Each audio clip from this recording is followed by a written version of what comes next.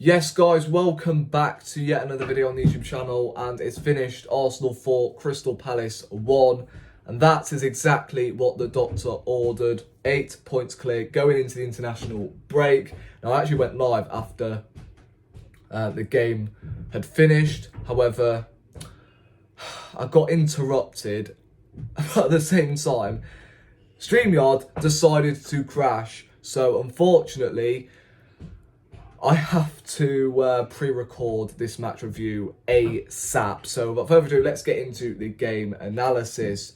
Arsenal 4, Crystal Palace 1. A professional performance by Arsenal after what happened on Thursday night.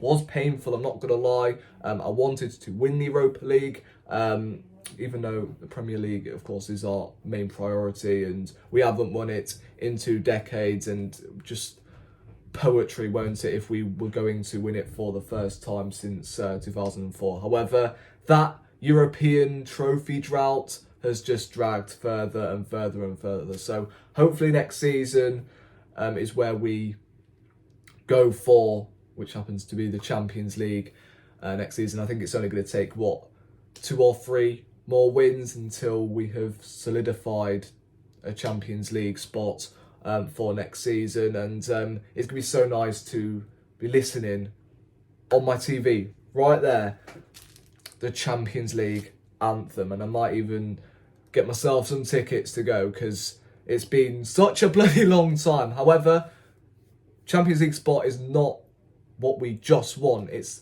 the Premiership, or should I say the Premier League is what we want, and there's 10 more games to go. Plus, of course, an international break. So we've got time to meditate and regroup, and then we go again against Leeds on the 1st of April. If we do beat Leeds in 2 weeks' time, then we go 11 points clear before Man City eventually play Liverpool. Now, I know Liverpool have overachieved this season.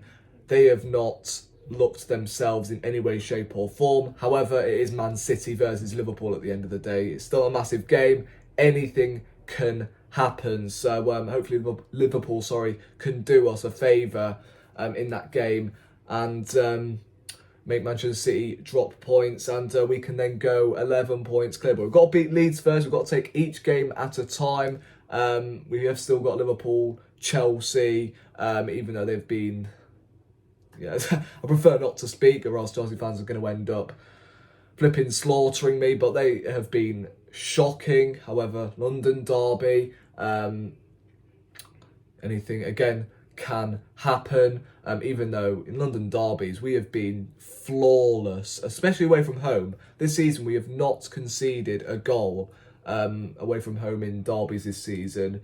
Our defence is just rock solid. They know what these sort of derbies mean, and it's another derby ticked off the list this season. And yeah, everybody today, I mean, I can't fault any of the players. A lot of the first team players, apart from Rob Holding, played, of course, 120 minutes, and to respond like that, dispatching 4 goals past Crystal Palace, who one of them sides that are inconsistent.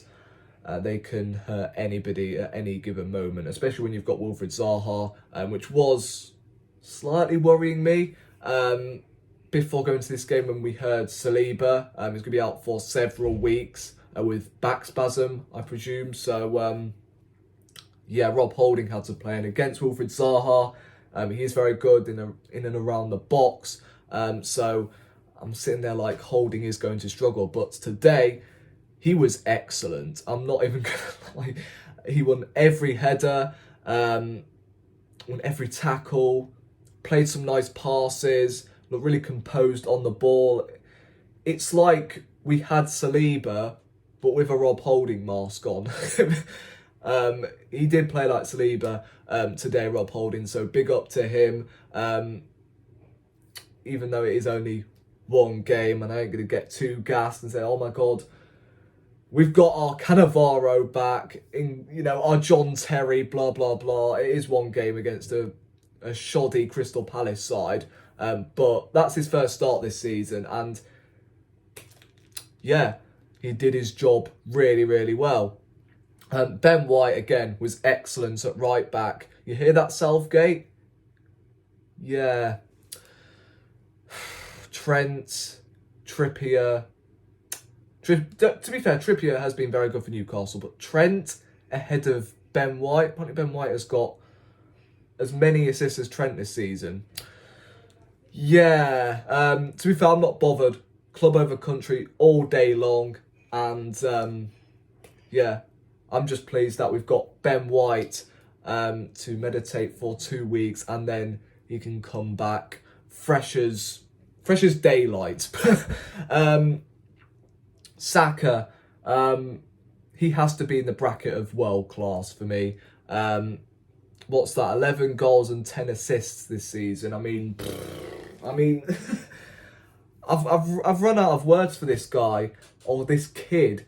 It's scary to think he's still 21, and I can actually imagine him under Pep Guardiola. And say if this guy was playing for Manchester City and Foden was playing for Arsenal, then you would see a completely different comparison. Saka is, for me, clear of Foden.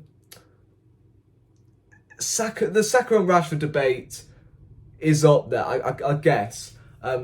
But the way Saka has carried this club from top to bottom at such a young age, and now, by the end of the season, could have a Premier League medal. I'm not going to jinx it yet, but if that happens, he has got to be nominated for either the Ballon d'Or or the Premier League Player of the Year. I mean, that's all I can say, really. 1 assist and 2 goals. Just every time he touches the football, I just smell a goal coming. I really, really do. Martinelli, so pleased that he got a goal, by the way. I'm sure after when he missed that penalty, he was expecting so much abuse and that. I don't think he got any abuse, which is nice to see. The Arsenal fans, of course, back our players.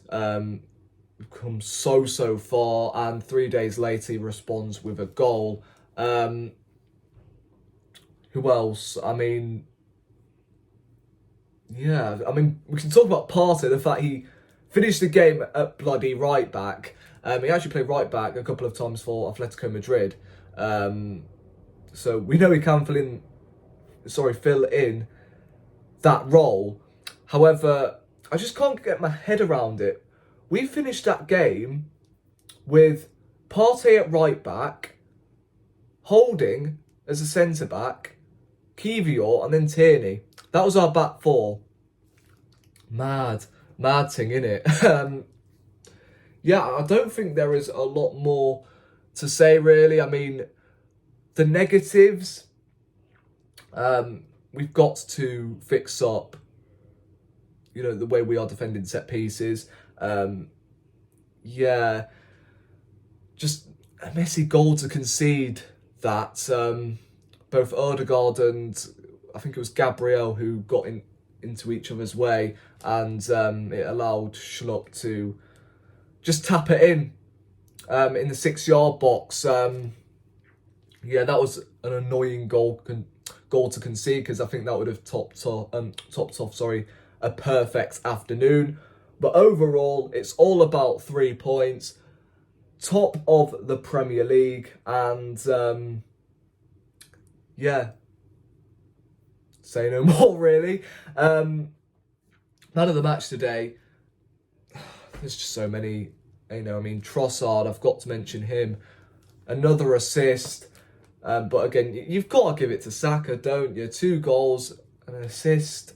But you can name everybody. Rob Holding, like I said, deserves a mention. But yeah, let me know your man of the match in the comment section down below, and overall your thoughts on the game. Again, apologies for the technical difficulties with the live match reaction. I'm sure it will be sorted tomorrow. I will be back with another Arsenal analysis live stream, so make sure you tune in to that. But in the meantime, Arsenal top of the league, 8 points clear. Now we have to watch England. Yay! If you want England content, then let's manage to claim, I don't know, 8 likes on this video will be much appreciated. I'm joking, by the way. I'm not going to be doing any England content because who gives a fuck these days about England? Club over country all day long, ain't it? So thank you for watching. Hit that subscribe button if you are new on my road to 1K, and I will see you in the next one. Bless.